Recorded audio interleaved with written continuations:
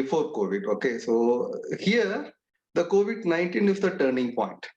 Okay, so it's a turning point.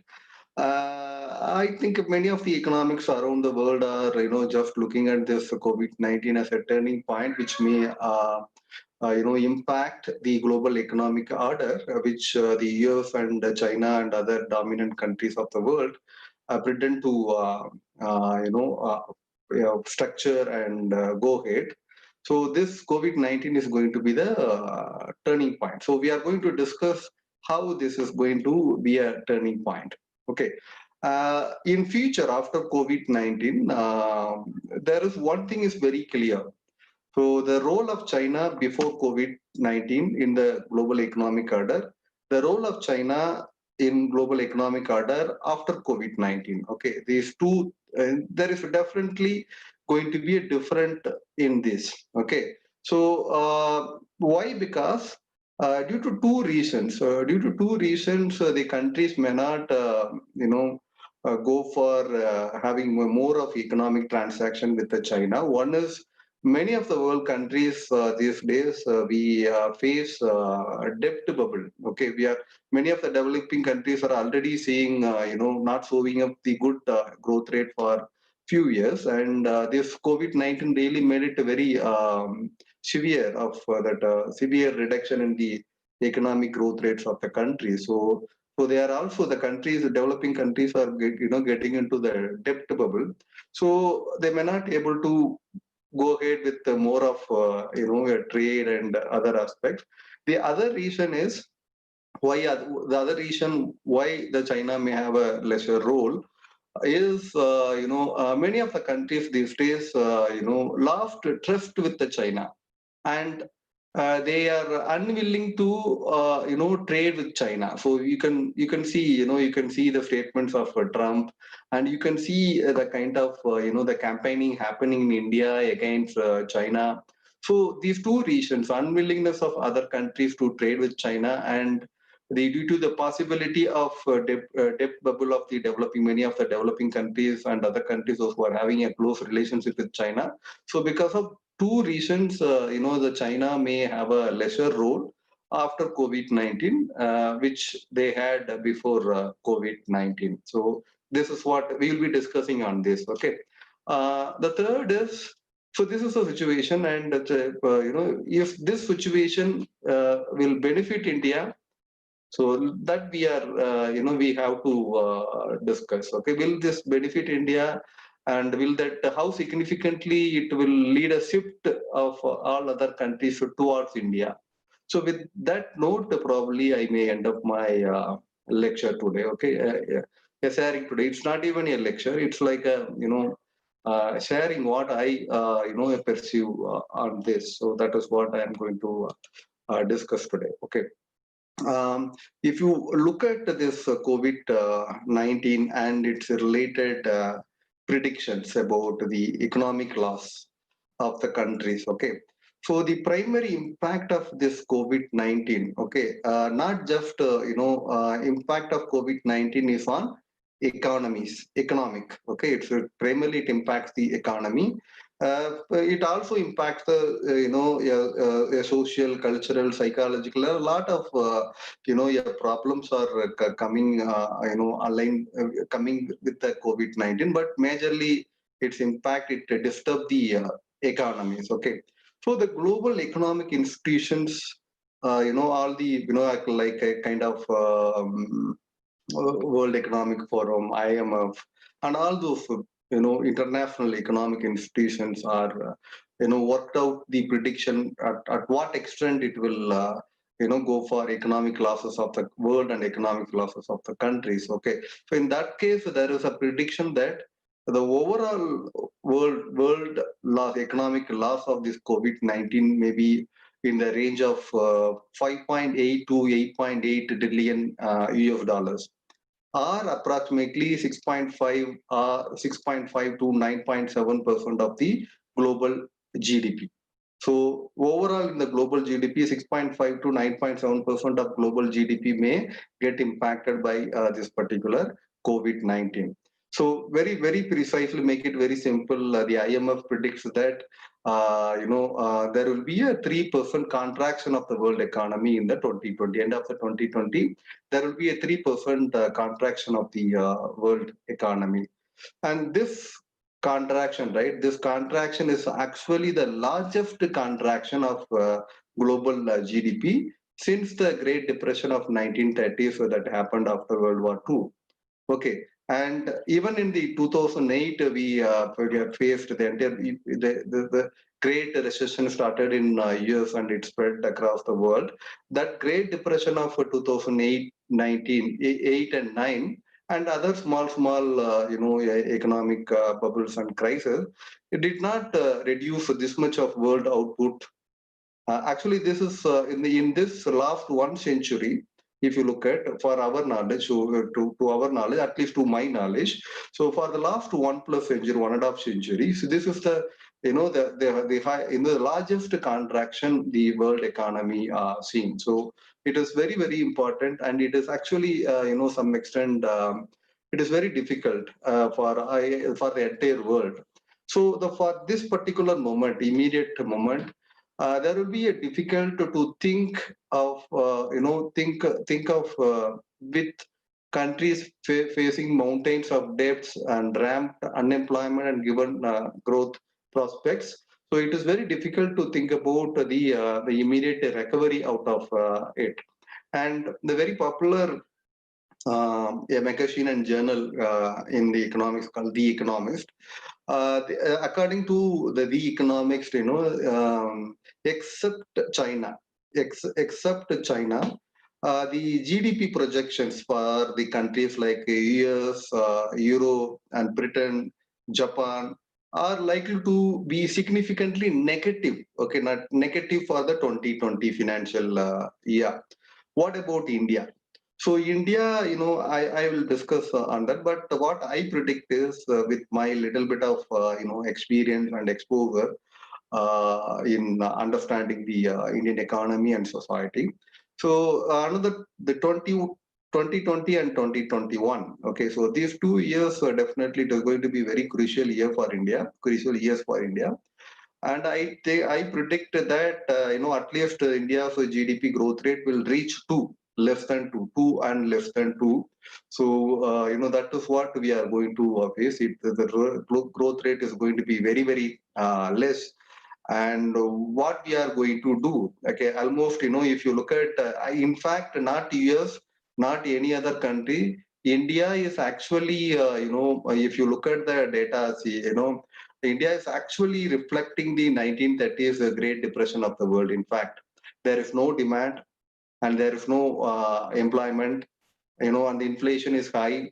See, every indicators are, no indicators actually giving the hope. So I'm not, panicking you guys, but we are all not, we are not a common people, and we are all economics here, and we have to look this from the expertise point of view rather than just looking it from the connecting it with layman's attachments. Okay, the layman's and common man's, they will attach, the emotional and personal attachment will be there.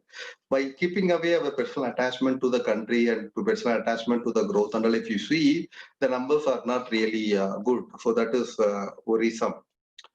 So what actually needed today in this context? Okay, so what actually needed today in this context is cooperation between the different governments, cooperation between the different governments around the world, and not just coordinating the policies. Okay, when we talk about coordination of the government, we immediately think that the coordination of macro economic policies and trade policies, not just that macroeconomic policies and trade policy. The governments, the international governments of different countries actually should look for a possible cooperation in the public welfare policies too. Okay, public welfare policies too. And this is the time, and the countries should look for collaborating each other, helping each other without minding the borders and boundaries of the country. So that is one thing is actually needed these days. So before COVID-19, there was the globalization is happening in a very high degree of high degree across the world. In India, of course, after 1991, it's almost 30 years now. So 30 years of our the new economic reforms, which emphasizes the globalization. This actually, not just India, the entire world is actually, in the mindset of globalizing everything. Okay, so there may be some disturbance may come in that particular that globalization. See, already our Honorable Prime Minister Narendra Modi started talking about a self-reliant economy, and Trump is also actually echoing the same kind of policies. But it is inevitable. According to, if you ask me whether are we prepared for self-reliant economy, no. The US is prepared for the self-reliant economy, no. See, no countries in this world today, not prepared for going for a self-reliant economy, and self-reliant model of economy is not, advisable one at this point of this point of era of human civilization. It is very, very difficult to purely go with the self-reliant economy. But what I would suggest is what the world may come on agree is a common agreement is collaborative globalization. So there is something is emerging like a collaborative globalization. You guys can get into, you can Google and you can get more about what is collaborative globalization. So the countries will move towards the concept of collaborative globalization. I think that is what going to happen. So in which we will be collaborating for the innovation, creativity, and we'll try to exploit the potential for replication of this innovation and creativity in many countries. So the innovation and creativity is going to be very big role, and the countries are going to come up with the collaborative globalization, a model. So that is what. I just predict here. So as I insist, as I discussing from the last 10 minutes, right? So the game changer here is COVID-19. The game changer, of course, it's COVID-19. So if you look at the Wuhan, it started with very few cases in Wuhan. It spread like anything, and now more than 210 countries of the world are getting affected by this. There are a lot of researchers are going, a lot of predictions are going, and lot of things are happening. But truly, this COVID-19 is the game changer. Okay. Um, See, as I am, outlined in my very first start point of the discussion, from the global perspective, not just from the Indian perspective, from the global perspective, China is no more a trusted partner. China is no more a trusted partner. So that how because as I told you, there are two reasons. Because of the two reasons, when China is not going to be the trusted partner, so that the global perspective towards China is changing. So that is the point where I am just thinking of will there be any changes in the world economic order. So that mindset, the mindset of the perspective of the globe on the China, will that make any impact in the global economic order? So here it's an advantage for India. So the changing economic order, the possible changing economic order, actually there is a scope for making getting a many focus on India as a preferred destination for the investment. From that perspective, in that perspective, India's particular regions, if you look at India as south and east, northwest and all. So eastern states, it will be a little difficult, and they have difficult even other, especially the South India. can get more capitalization of this situation, and the manufacturing oriented states of India may capitalize more out of this, and there is a 10 to 20% of chances are there for India to to actually get attracted by the global investors. So if everything goes well, the one problem is, are we really prepared for that? So India as a country, are we really prepared for capitalizing that? So that is the question. So we need to look into all these policies. So as I told you, by keeping the 2% economic growth rate and without improving the anything for the demand.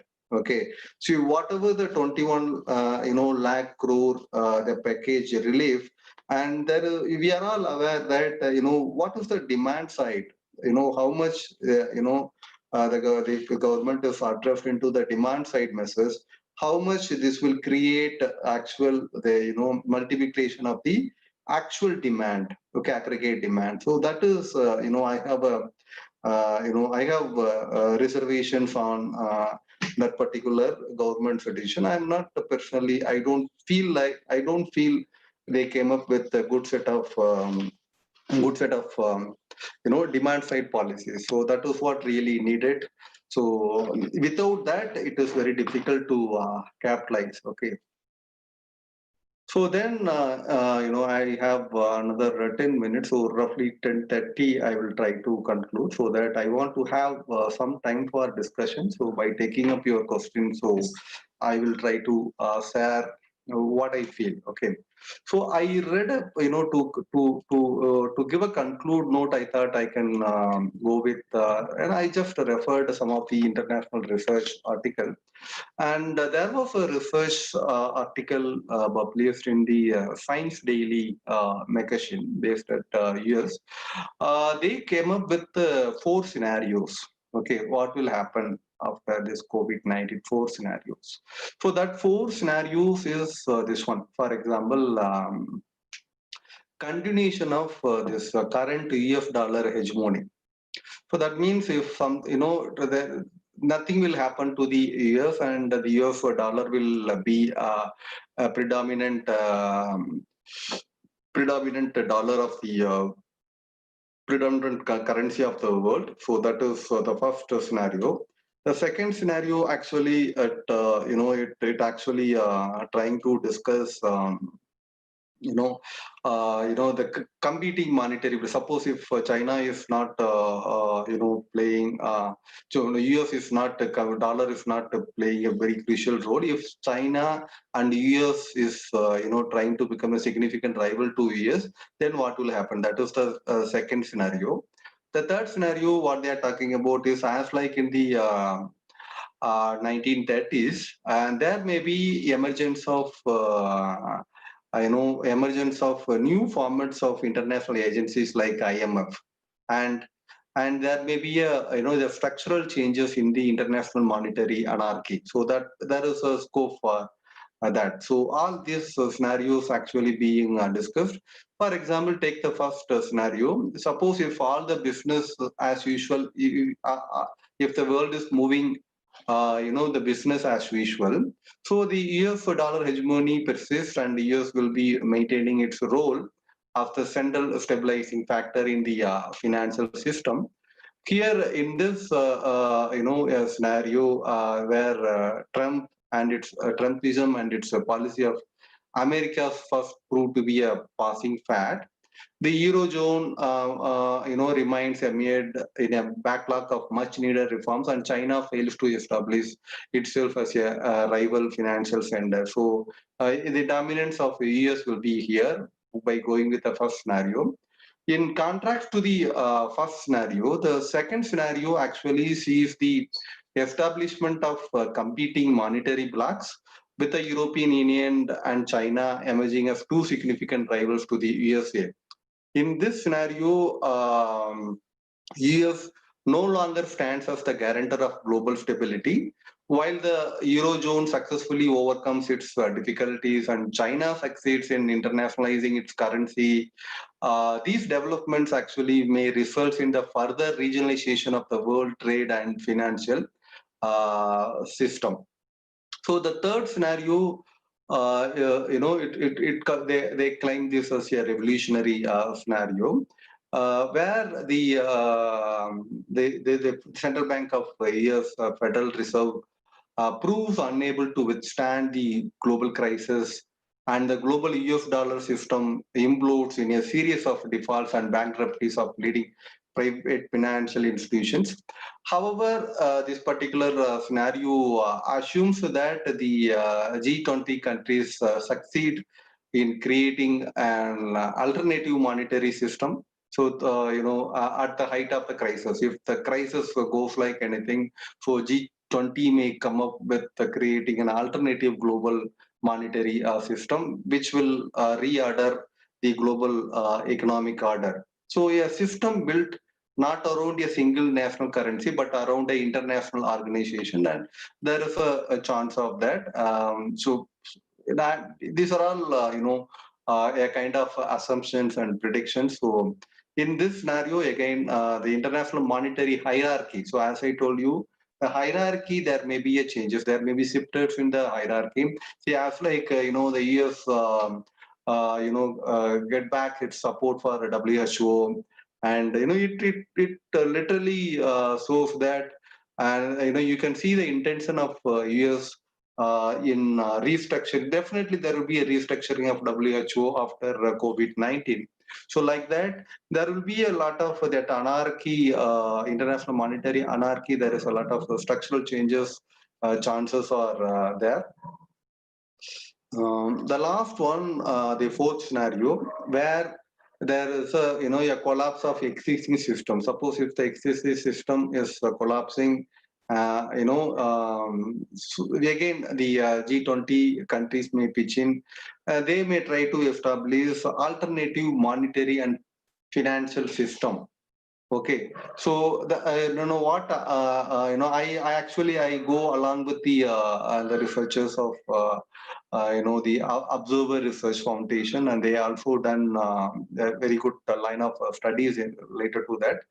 So when it comes to instead the international monetary anarchy thing, so as a consequence, what may happen is the international payment system. If there is a change in the international monetary anarchy, the consequence of that may be the international payment system grows increasingly unreliable, and international value chains break down, and barter arrangements become commonplace in the international trade. That may cause some of the problems. So as a result, what may happen is a hard-hitting global depression that compels the states to experiment with different institutional arrangements in order to tackle the challenges. So these experiments lay the foundation for the development of new system at some point of time in the near future. Future. So so what is actually putting together, what is actually is looking for is preparing a kind of roadmap for the transformation towards sustainability. So I actually do a lot of research work in the area of sustainability, whether it is environmental sustainability or financial sustainability or whatever. But majorly, I am into environmental sustainability. I too get into the sustainability of everything. So the sustainability of whatever you do, that is very, very important.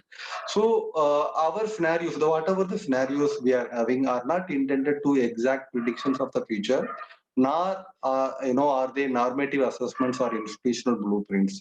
So what we do is extrapolate the existing trends and create a space of possibility in which we can explore the development of the international monetary system along with different development pathways through the years to come. So putting together what I see is, as I quoted in the beginning, okay, what I see is we will come out of this, COVID-19. Definitely, the entire world, we will definitely come out of this COVID-19 with